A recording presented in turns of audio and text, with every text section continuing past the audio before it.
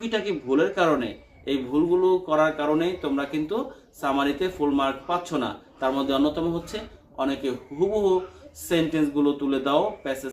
প্রিয় ছাত্রছাত্রীবৃন্দ, আজকের এই ক্লাসে তোমরা জানতে পারবে কিভাবে 10-এ 10 পাওয়া যাবে সামারিতে। তো সামারিতে বেশিরভাগ ছাত্রছাত্রীদের এই সমস্যা হয়, কিভাবে তোমরা সামারি অ্যান্সার করবে তা নিয়ে।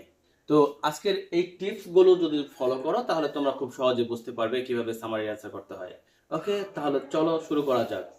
তাহলে টিপস গুলো হচ্ছে, লেখার জন্য যে টিপস গুলো তোমাকে ফলো করতে হবে তা হচ্ছে, প্রথমত একটি টাইটেল সেন্টেন্স তৈরি করতে হবে, এবং যে টাইটেল সেন্টেন্সটি দেখলেই বোঝা যাবে যে তুমি কোন বিষয়ের ওপর সামারিটা লিখছো। তাহলে তুমি টাইটেল সেন্টেন্সটা কিভাবে শুরু করবে চলো দেখে নেওয়া যাক।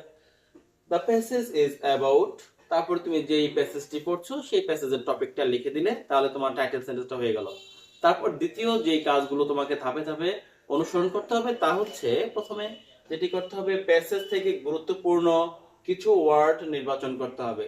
যে প্যাসেজটি থাকবে আনসিন অবস্থায় সেই প্যাসেজটিকে অবশ্যই তোমাকে কি করতে হবে, গুরুত্বপূর্ণ ওয়ার্ডগুলো আইডেন্টিফাই করতে হবে এবং সেটা একটা নোট আকারে পাশে রাখতে হবে। ওকে, তারপর কি করতে হবে, প্যাসেজ থেকে অতিরিক্ত ন্যারেটিভ সেন্টেন্স ও এক্সাম্পল বাদ দিতে হবে। এইটা সবসময় মনে রাখবে, সামারি মানে হচ্ছে একটা প্যাসেজের মূল এক্সট্রাক্ট, দ্যাট মিন্স এর সারাংশগুলো আনতে হবে আমাদের। তো এখানে যদি তুমি অতিরিক্ত তথ্য ইনক্লুড করো তাহলে সামারির স্ট্যান্ডার্ডটা ঠিক থাকে না। এই জায়গাতে তোমাদের খেয়াল করতে হবে, তোমাদের কি করতে হবে, অতিরিক্ত ন্যারেটিভ সেন্টেন্স এবং এক্সাম্পল গুলো বাদ দিতে হবে। কোনো এক্সাম্পল এখানে আনা যাবে না। যেই টপিকটা আসবে সেই টপিকের সাথে সংক্রান্ত যদি দুই একটা সেন্টেন্স আসে তাহলে সেটাও বাদ দিয়ে যেতে হবে। ওকে, নেক্সট কি করতে হবে আমাদের, নির্বাচিত গুরুত্বপূর্ণ যে ওয়ার্ডগুলো, এটা হচ্ছে দ্বিতীয় নিয়মে যেটা পেলাম আমরা, নির্বাচিত গুরুত্বপূর্ণ ওয়ার্ডগুলো কি করতে হবে, নির্বাচন করতে হবে এবং সেগুলো দিয়ে এক একটি করে প্যাসেজের সাথে মিল রেখে এক একটা সেন্টেন্স তৈরি করতে হবে, যেটা কিনা তোমাকে একটা সামারির পূর্ণাঙ্গতা দান করবে।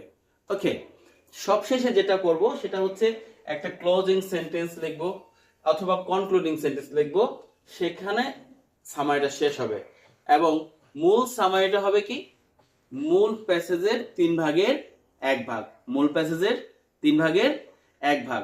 তো 1/3 of the given passage will B A standard summary. তুমি যখন একটা স্ট্যান্ডার্ড সামারি লিখতে যাবে তখন অবশ্যই তোমাকে এই টেকনিক গুলো ফলো করতে হবে এবং সবসময় মনে রাখবে তোমার ক্লোজিং সেন্টেন্স এবং পাশাপাশি ক্লোজিং সেন্টেন্সের শেষে তোমাকে অবশ্যই কনক্লুডিং সেন্টেন্সটা অবশ্যই ভালো করে লিখতে হবে। তাহলে তুমি এই অবস্থায় এটা যদি ফলো করো তাহলে অবশ্যই তুমি সামারিতে ফুল মার্ক পেতে পারো। এই টুকিটাকি ভুলের কারণে, এই ভুলগুলো করার কারণেই তোমরা কিন্তু সামারিতে ফুল মার্ক পাচ্ছ না। তার মধ্যে অন্যতম হচ্ছে অনেকে হুবহু সেন্টেন্সগুলো তুলে দাও প্যাসেজ থেকে, যার কারণে টিচার বিরক্ত হয় এবং তোমাদেরকে সঠিক মার্ক দেয় না। এটা মনে রাখবে। তো নেক্সট টাইম এই টিপসগুলো ফলো করবে এবং তুমি সামারি লিখবে, অবশ্যই তুমি সামারিতে ফুল মার্ক পাবে।